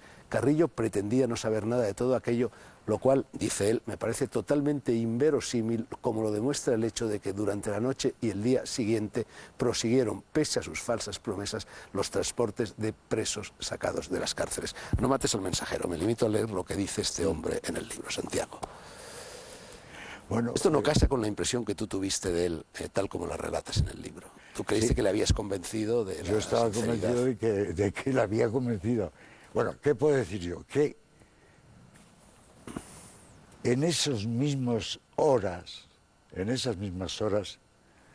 yo recibo en Madrid a don Mariano Gómez, que era el presidente del Tribunal Supremo de la República. ¿Para qué? Para organizar lo que hasta entonces no existía, que eran los tribunales populares. Y Mariano Gómez organiza muy rápidamente en Madrid los tribunales populares, que son los que ayudan a regularizar hasta cierto punto la represión en Madrid, a someterla a reglas y a someterla al aparato de Estado, a terminar con las checas. Ahí se dice que las cosas, los asesinatos en Paracuellos siguieron, pero yo puedo decir más. Yo he leído un libro que se llama La Causa General. Bueno, en ese libro, los asesinatos en Paracuellos empiezan desde el comienzo de la guerra. Cuando yo no tengo nada que ver con el orden público, cuando yo soy comisario del batallón Largo Caballero o soldado en el frente de Ochandiano. Ahí, por lo visto, en Paracuellos empieza a matarse gente. Ahí, lo que fuera, una checa, desde el principio. Y después de que yo salgo de la Consejería de Orden Público, según ese libro, sigue matándose gente. Y en ese libro, pues los que lo han hecho cuentan con los testimonios de la gente que el 7 de noviembre, en esos meses, tiene alguna relación con la Consejería de Orden Público, gente que es torturada y que es fusilada después. Y yo no he visto nada en lo que mi nombre, mi persona, pueda estar implicada o denunciada. Es más, yo estoy convencido de que hasta que no he sido secretario del Partido Comunista, nadie ha pensado en culparme directamente de las cosas de Paracuellos. Santiago, una última cosita sobre Paracuellos que no tiene nada que ver contigo, que es muy posterior. El otro día yo me quedé, mientras preparaba esta entrevista, yo me quedé impresionado porque leí y vi incluso una foto en la prensa que una llamada, no sé, una organización que agrupa a las asociaciones antifascistas de Madrid, que son pues los Ocupas, los punkis, no sé qué, los de la globalización, los del antisistema, en fin, los anarquistas con K, en fin, todo este batiburrillo, muy poca gente, pero llevaba una pancarta en la cual se veía una frase que me estremeció. Decía, a por ellos como en Paracuellos.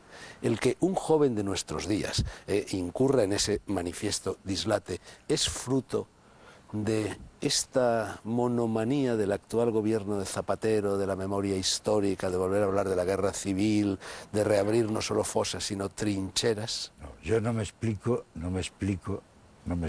sinceramente que un antifascista haya podido hacer o llevar una pancarta con eso.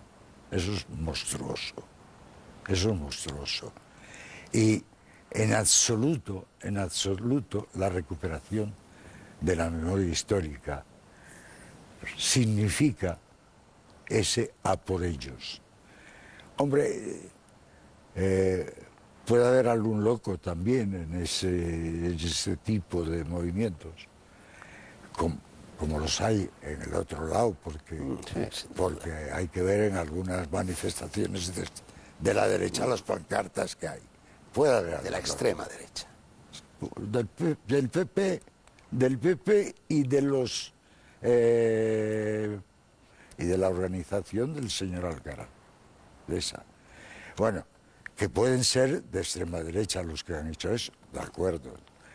Pero yo no creo. Mira, en este momento ninguna persona con medio dedo de frente puede pensar que vamos a desenterrar a los que fueron responsables de ese pasado para volverles a juzgar. No, nadie puede pensar en eso. ¿De qué se trata con la memoria histórica? Hombre, de dar tierra en Camposanto, en Cementerio Civil, a una serie de personas que fueron asesinadas y cuyos restos están enterrados. Claro, ese derecho nadie en su sano juicio lo discute. Puede negarlo. Pero se están reivindicando. Es curioso, Santiago, porque con todo esto de la memoria histórica, realmente Franco ganó la batalla militar, ganó la guerra. Sí. Pero en cambio la batalla de la memoria, la batalla literaria, la batalla historiográfica, todo esto, la ganaron los perdedores, la ganaron los republicanos. La literatura ha sido mucho más benévola, la literatura y los historiadores, mucho más benévolos con los perdedores de la guerra que con los ganadores. Yo tengo aquí un artículo que publicó muy recientemente Pedro J. Ramírez en El Mundo, que dice, y yo creo que tiene razón, dice: es obvio que si algo ha caracterizado la literatura, el cine y el periodismo de las 3 últimas décadas, ha sido la exaltación del sufrimiento de los perdedores de la guerra civil y el juicio implacablemente severo a los abusos de los vencedores. Hombre, creo que esto de las cierto, 3 ¿no? últimas décadas, es decir, del periodo de la democracia. Bueno, y fuera de España, fuera de la España franquista también. Pero en España esa situación se ha creado cuando ha habido la transición a la democracia, como dice Pedro J. Pero es que ha habido 40 años, tú los has sufrido, tú has estado en la cárcel, tú has estado preso, en la época en que tu corazón estaba a la izquierda, ¿no? Y tú sabes perfectamente que en esa época a tu padre no le glorificó nadie. Nadie. Santiago, cuando mi corazón estaba a la izquierda, no sigue estando al menos fisiológicamente hablando, y espero que por mucho tiempo, se produjo... Yo también te lo deseo. Gracias, Santiago. Yo también te lo deseo a ti, lo sabes. Se produjo un episodio que te voy a contar, un episodio curioso. Yo estaba encerrado en la... Yo no creo ser un hombre vil, no creo haber cometido a lo largo de mi vida grandes vilezas, pero hay un episodio en el que yo fui vil, y algunos de los compañeros que estaban detenidos conmigo en aquel momento, 1958, en una celda de la cárcel de Carabanchel, y estoy hablando de alguien que todavía vive, el filósofo Javier Muguerza, que puede dar fe de lo que digo, y de 2 personas que ya murieron, Manuel Moya y Alberto Saoner, a los que seguramente recordarás. Se produjo el siguiente incidente.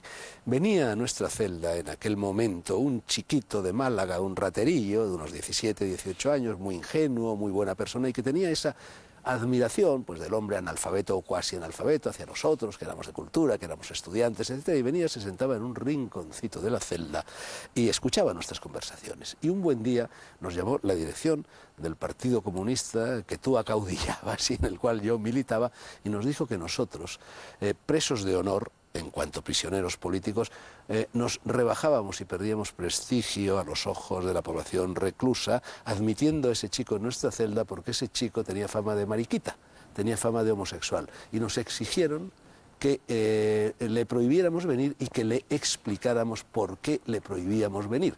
Eso sucedió entonces, y ahora resulta que la izquierda, lo que me parece muy bien, tanto si lo hace la izquierda como la derecha, enarbola los derechos de los homosexuales.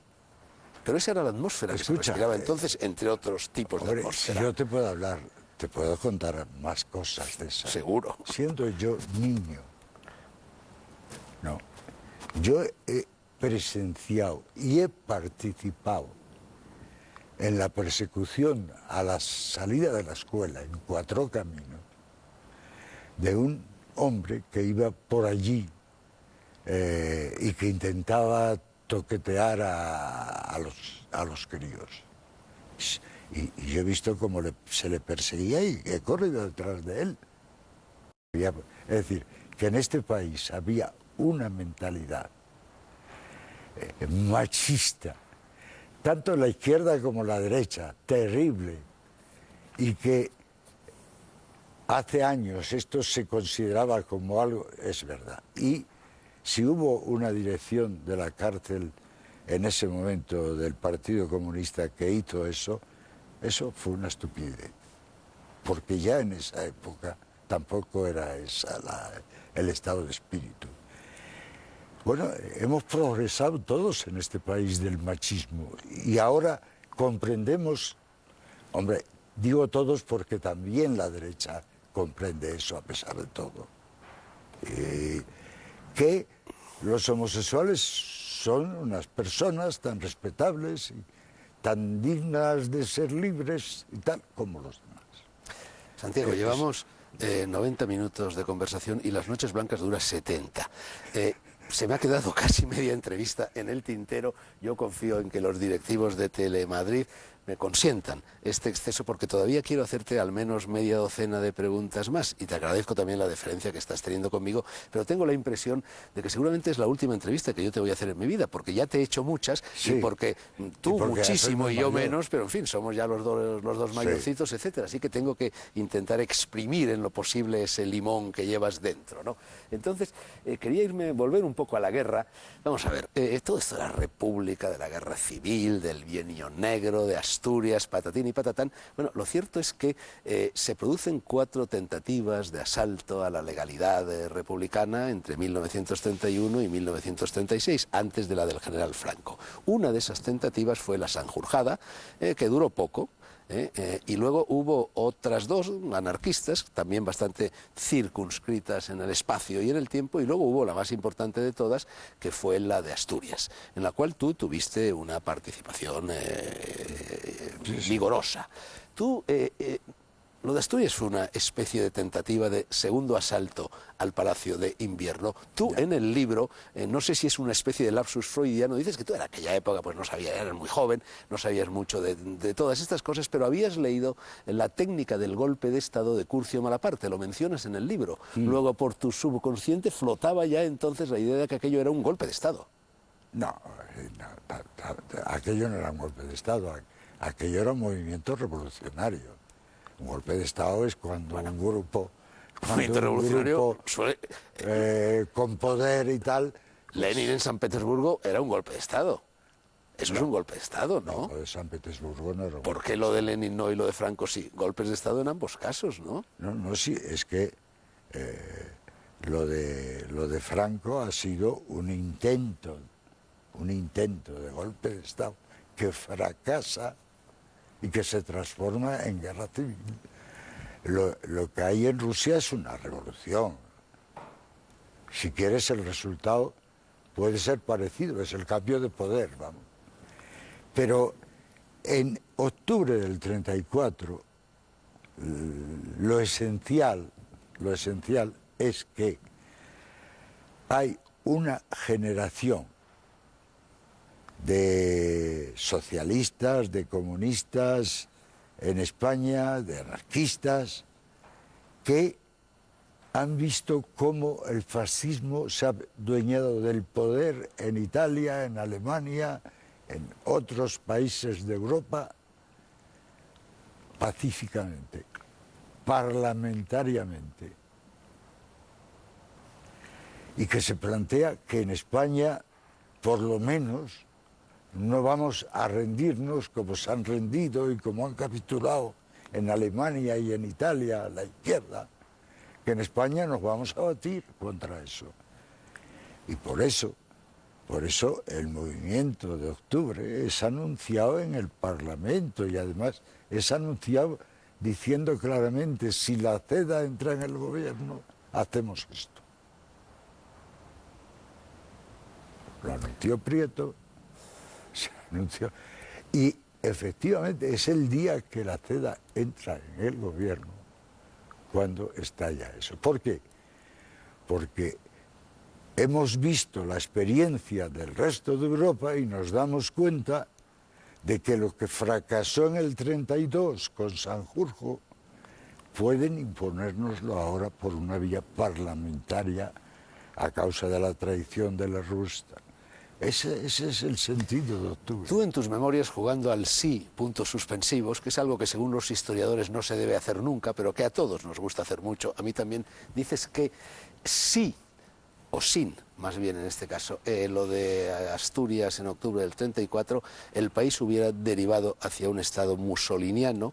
Y también dices que, caso de no haberse producido la intentona de Asturias, el golpe de Estado del general Franco y de otros generales hubiera triunfado, cosa que no hizo. Bueno, yo te voy a hacer una pregunta un poco rara. Yo a veces pienso que casi habría sido mejor que aquel golpe de Estado hubiese triunfado en las primeras jornadas, porque entonces, primero, no hubiéramos tenido una guerra civil.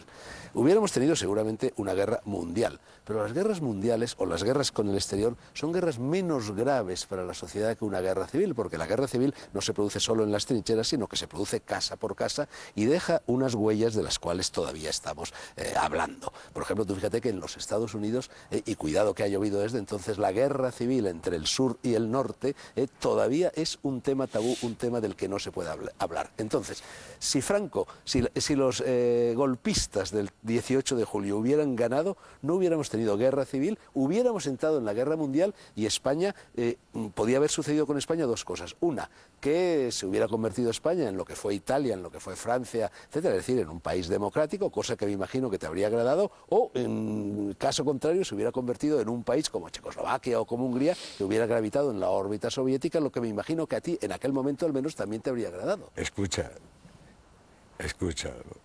bueno, esa es una consideración que hace 70 años Sí, después. claro. Pero en ese momento esa no es la consideración que se hace. Me hago cargo de ello. ¿Por qué?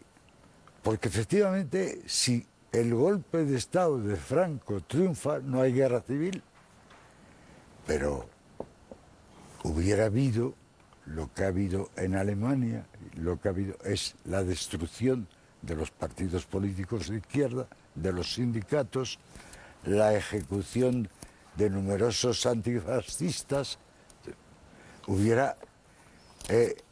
Ahora no habría habido guerra civil, pero habría habido muchos muertos, entre los cuales podría haberme contado yo en aquel periodo. Es decir, ese cálculo que tú haces, pues es un cálculo a 70 años. Pero tú también escribes el libro muchas décadas después. Y también tu perspectiva es posterior, como lo es la mía cuando te hablo de eso. Pero mi percepción de por qué en ese momento hay el levantamiento de octubre, mi percepción es clara desde ese momento. Es que lo estamos diciendo entonces. Si entra la CEDA, si dais paso a la CEDA, y mira, Largo Caballero, que era el líder en aquel momento, más carismático, tal y cual, Largo Caballero llegó a decirnos antes del octubre que tenía que verlo para creer que el presidente Niceto Alcalá Zamora iba a dar paso al gobierno a la ciudad. Es decir, que los dirigentes de aquel movimiento lo hacían con la esperanza de que no hubiera que hacerlo. Santiago, nosotros, los de entonces, cuando mi corazón, como tú me has dicho antes, estaba a la izquierda, en realidad no éramos democráticos. No lo eras tú, no lo era yo, no lo éramos ninguno. En las reuniones de las células del Partido Comunista en la Universidad del Madrid, todos nos reíamos un poco por lo bajinis de lo que llamábamos ideas de la burguesía, que era la democracia por sufragio universal, libre y directo, de la cual tú ahora eres un valedor, como lo soy yo. A mí, con relación a aquello, me llama la atención lo que dices en el libro, que en cierta ocasión te dijo Mao Zedong. Mao Zedong, en un determinado momento, utilizando una de esas metáforas chinas a las que ya te has referido, nos aconsejó a ti y a otros dirigentes: ofrezcan ustedes 10.000 años de vida a su burguesía. Bueno, eso era lo que pretendíamos hacer nosotros más o menos entonces. Desde nuestra humildad los de Madrid y desde la dirección del partido tú, pero utilizábamos estas ideas democráticas que defendíamos de cara a la gente como una palanca, como un caballo de Troya que nos iba a permitir traer la dictadura del proletariado, ¿no? Si tú tenías esa mentalidad... Lo decíamos, y Semprún lo decía, y Mújica, y Mames, y Javier Pradera, pero y yo, y esa todos. no era la posición del partido. No creíamos en la democracia. Escucha, durante la guerra, no después, durante la guerra, el Partido Comunista ha defendido la República Democrática Parlamentaria, enfrentándose con un montón de posiciones. Pero no era una estrategia, lo que en realidad se defendía, lo ortodoxo era la dictadura del proletariado. No, porque en ese momento hay ya una carta de Stalin a Largo Caballero, en la que Stalin le dice: no deben ustedes copiarnos. Quizá en su país la marcha, viene a decir eso, la marcha al socialismo sea por caminos parlamentarios, democráticos. Pero porque la guerra de España fue una pieza en la estrategia exterior de Stalin. Volvemos a lo mismo. Exterior de Stalin, exterior de la Unión Soviética. Era la gran plataforma antifranquista que Stalin, una pieza antifascista. En su inicio, en la política exterior del eje. Porque hay hay documentos y hay pruebas de las relaciones con Mussolini y con el partido nazi de los dirigentes del movimiento. Y la guerra en España tenía, desde el punto de vista de la estrategia mundial, un objetivo claro, que era rodear a Francia. Rodear a Francia. Bueno, pero Francia era una democracia burguesa de sufragio universal libre y directo. Sí, pero había que rodear.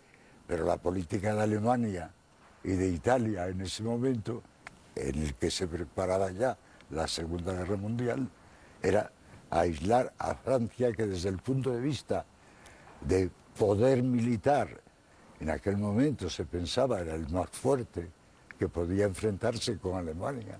Pero Inglaterra no ayuda a la República, o por lo menos no la ayuda tanto como hubiera debido ayudarla, porque se malicia que lo que Stalin quiere es convertir la península ibérica en una república soviética. Esto es así, Santiago. Inglaterra no solo no ayuda, no ayuda en nada y hace mucho daño a la República. Pero hace mucho daño a la República porque Inglaterra tiene intereses en España que piensa que va a proteger mejor Franco que la República.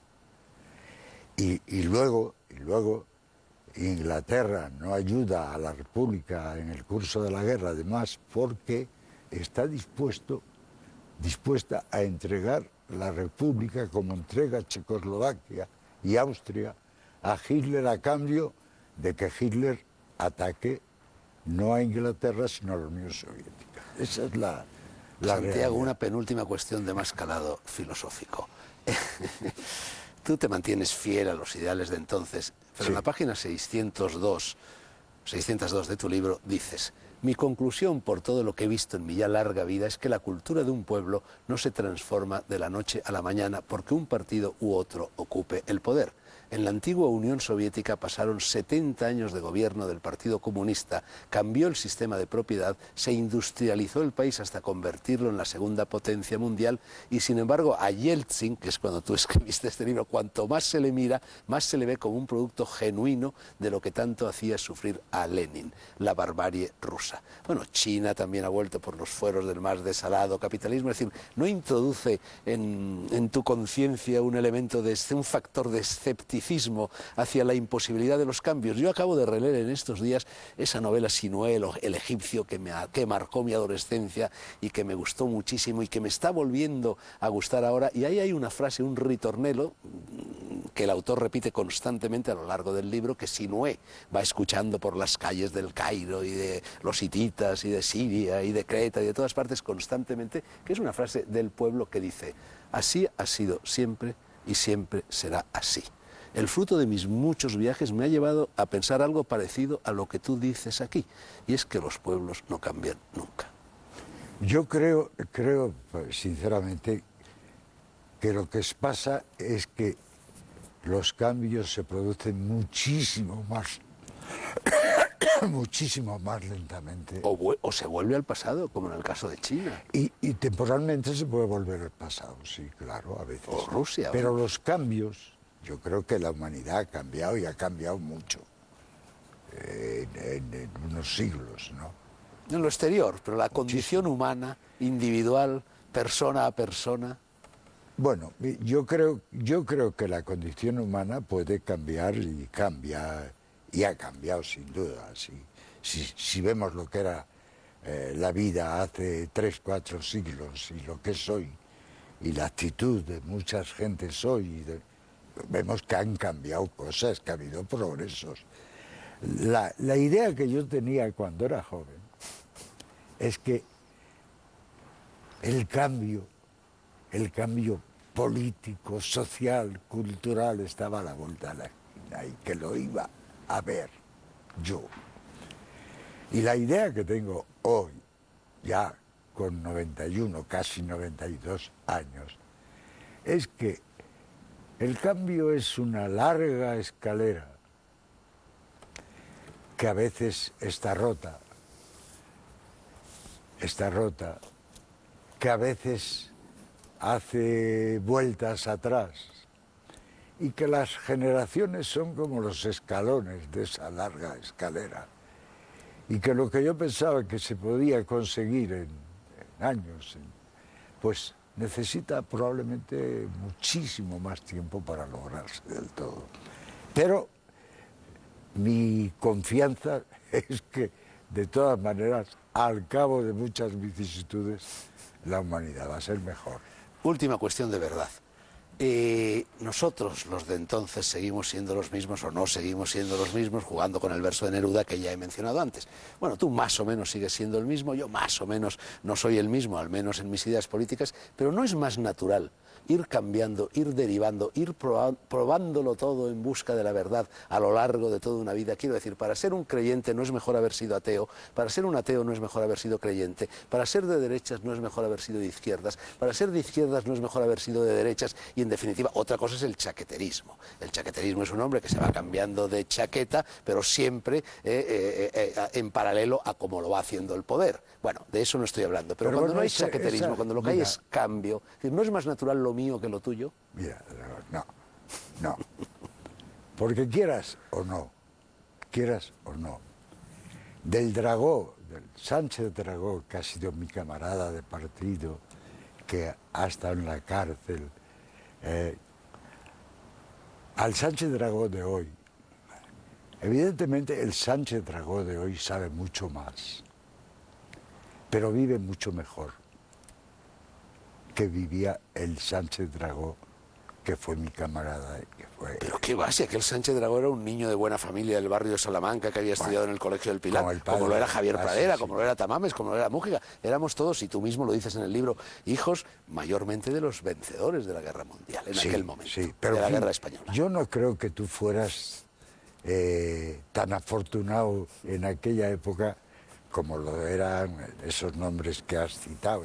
Me da la impresión, porque he conocido a tu padre y yo no he visto nunca a tu padre como un hombre enriquecido. Era un periodista que ganaría su sueldo, pero que los sueldos de los periodistas en aquella época eran muy modestos. Yo creo... Oye, mi padre, cuando lo matan, cuando estalla el 18 de julio, era ya director y copropietario de 4 agencias de prensa. O sea que también tenía el riñón bastante cubierto, pero bueno. Pero no estamos hablando de eso. Lo que te digo es normal que uno vaya... que casualmente los que se pasan de la izquierda a la derecha no lo hacen para perder, no lo hacen para... En general suelen ganar. Suelen mejorar de situación. O no. Y... Tú estás ahora hablando aquí conmigo, y la última vez que estuvimos hablando públicamente juntos era en otra televisión, en un programa que se llamaba Negro sobre Blanco. Ese programa, por ejemplo, fue cerrado al producirse un cambio de gobierno, fue cerrado por los socialistas. O sea que no es verdad que se vaya mejorando, es decir, que la evolución ideológica corra paralela a una mejora del nivel de vida, y no es verdad. A veces sucede justamente lo contrario. Generalmente es así, Dragó. Generalmente es así. Hombre, también cabe pensar que ha ido mejorando el nivel de vida de una persona. Hombre, se ha ido haciendo más viejo, ha ido trabajando más, en fin, ha ido adquiriendo más prestigio, más sabiduría, más... Es mucho más cómodo. Mira, ser de izquierda. ¿Pero tú de verdad crees que toda persona que haya evolucionado de la izquierda a la derecha lo ha hecho por intereses, por así decir, económicos? No puedes pensar esto, Santiago. No todas las personas, no todas, pero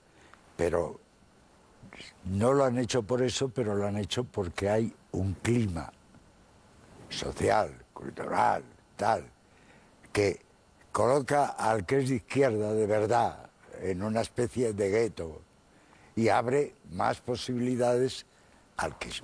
Hombre... ¿Y tú qué pasa? ¿Que eres un santo? Porque tú también has mejorado económicamente. También tú vives ahora mejor de lo que lo hacías en los años 50. Mejor que cuando estaba en la política activa. Claro. Sí, ahora vivo mejor, pero vamos, no soy rico. Ya, pero si existiera ese determinismo de que al mejorar el nivel de vida vas evolucionando hacia la derecha, tú también tendrías que haber ido evolucionando. Pero es que eso es un mérito mío. Por eso te pregunto si eres un santo. No es que sea un santo. Es que yo no he envejecido como has envejecido tú. Bueno, esto, Santiago, es lo que me quedaba por oír. Dejémoslo ahí. Santiago Carrillo, Memorias, edición revisitada, como se dice ahora, y publicada por Planeta. El primer volumen apareció en 1993, el segundo lo hace ahora. Santiago, Stazione Termini, este libro, me imagino que ya no vas a publicar más libros, ¿o sí? Supongo que no tendré tiempo. Pero quién sabe, quién sabe. Hemos hecho 115 minutos, es decir, prácticamente 2 programas de negro sobre blanco. No sé si los directivos de Telemadrid me van a obligar a trocear este programa y a emitirlo como las películas de entonces por entregas. Bueno, sería una pena. Sería una pena. No, pero bueno, porque aquí se emitirá entero, eso te lo puedo garantizar. Aquí no se corta a nadie. Hemos hablado con toda sinceridad como amigos que ideológicamente ahora no son del mismo lado, pero como amigos que se respetan y que se pueden decir las verdades. Santiago, a la cara, yo soy consciente de que te he hecho una entrevista difícil, una entrevista dura, una entrevista profesional. Te he hecho, en definitiva, creo, la entrevista que te habría hecho mi padre, Fernando Sánchez Monreal, caso de no haber muerto al comienzo de una guerra civil de cuyo nombre, de verdad, Santiago, yo no quiero acordarme. Paz, piedad, perdón, la fórmula de hazaña. ¿Estamos de acuerdo en eso? De acuerdo. Santiago, aquí va mi mano. Gracias, señores, hemos terminado.